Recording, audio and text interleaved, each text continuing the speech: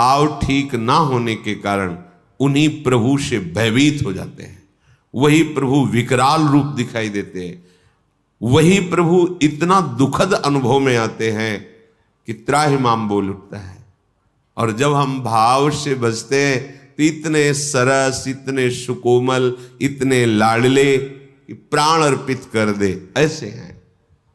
हमारा भाव बिगड़ गया है तो वही हमें काम क्रोध आदि के रूपों में दंड मिल रहा है, दूसरा कोई नहीं है। कहते तुम चिंता मत करो, रटन, तुम रटो। पूज्य राधा बाबा भी ये कहते हैं, जब तक हमारा हृदय निर्मल नहीं हो जाता तब तक भजन में मन नहीं लगता। भजन में मन लग जाए ये बहुत कृपा की बात है। 24 घंटे में यदि आपने 10 मिनट राजी कर लिया है भजन करने में तो आपने बहुत बड़ा युद्ध जीत लिया है। अनंत जन्मों का विषयाकार मन 10 मिनट नाम में लगने लगा है तो आपने बहुत कुछ जीत लिया है। आप चल के तो देखना, ऊबना नहीं है, हारना नहीं है, निराश नहीं होना। रटन, इसमें क्या जाता है? मन लगे ना लगे, पवित्र हो ना पवित्र हो, कुछ कैसे कुभाव हो, कुछ अश्रद्धा हो, कैसे भी हो, इसमें हम तो कोई शर्त नहीं रख रहे। रटन, राधा राधा राधा राधा राधा राधा राधा राधा, क्या जाता है? आप स्नान किए हैं कि नहीं किए हैं, आपका भाव कैसा है, आपके आचरण कैसे हैं, बिल्कुल चिंता मत करो।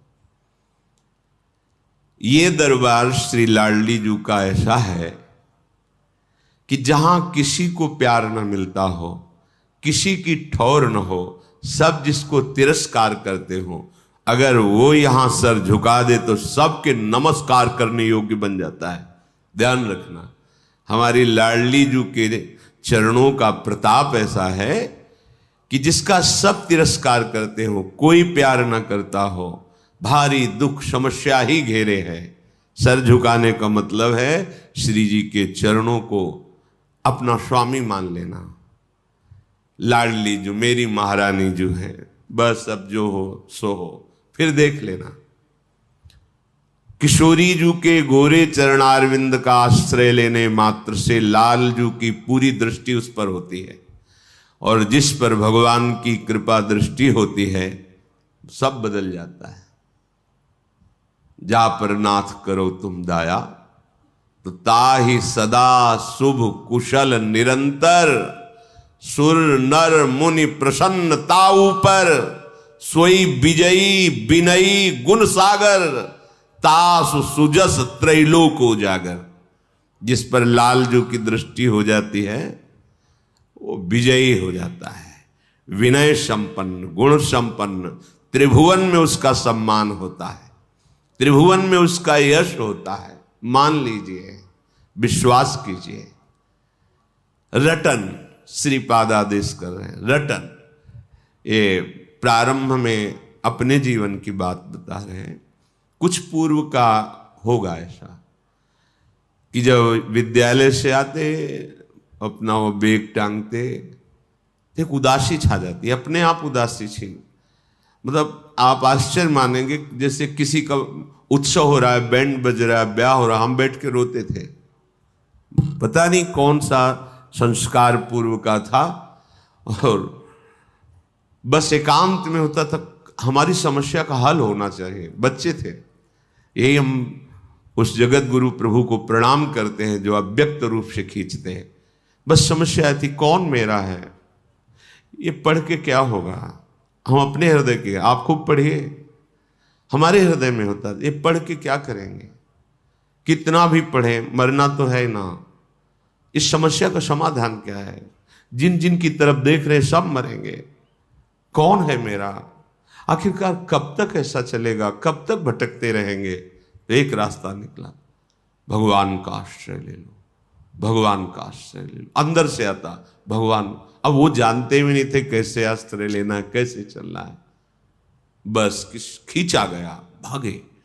अब मन लगना बहुत अलग की बात है, भगवान में मन लगना ये बहुत अलग की बात है।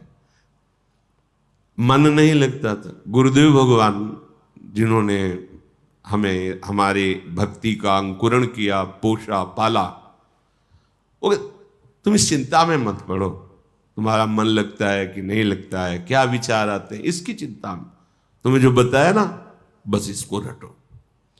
अब आंतरिक मंत्र जपना होता है, बाहर उच्चारण न हो, तो प्रार्थना की कि मंत्र में मन नहीं लगता, हाँ ठीक है, पूरे आश्रम में सोहनी लगाओ और उस समय शयु उपासना, तो शाम्ब सदाशिव शाम्ब सदाशिव शाम्ब सदाशिव ऐसा रटो। बस ये रटन की बात जब गुरुदेव के श्रीमुख से निकली तो उत्साह हुआ, किसमें मन लगे या न लगे। गुरुदेव कह रहे बिल्व का वृक्ष था बेल का, नीचे एकांत शाम सदाशिव शाम सदाशिव शाम सदाशिव, अंदर रटन से वो ये मिला कि मंत्र में मन लगने लगा। घंटों जो गुरुदेव ने मंत्र दिया था उसमें मन टिकने लगा। जब मंत्र में मन लगने लगा फिर अंदर की परमार्थ वृत्ति जागृत हो गई। धीरे धीरे धीरे धीरे धीरे अब तो जीवन बन गया भाई, एकांत सेवन जीवन। पहले रटन जरूरी है। जो एकदम सिद्ध बनना चाहते हैं धोखे में डाल देगा मन। रटन जरूरी है। रटो, जिभ्या से रटो। बाबा कहते हैं जिभ्या को मशीन की तरह चलाओ, राधा राधा राधा राधा राधा राधा राधा राधा। अब देख लीजिए, अच्छा समाज में है भीड़, अंदर चल रहा है, कोई जान नहीं पा रहा।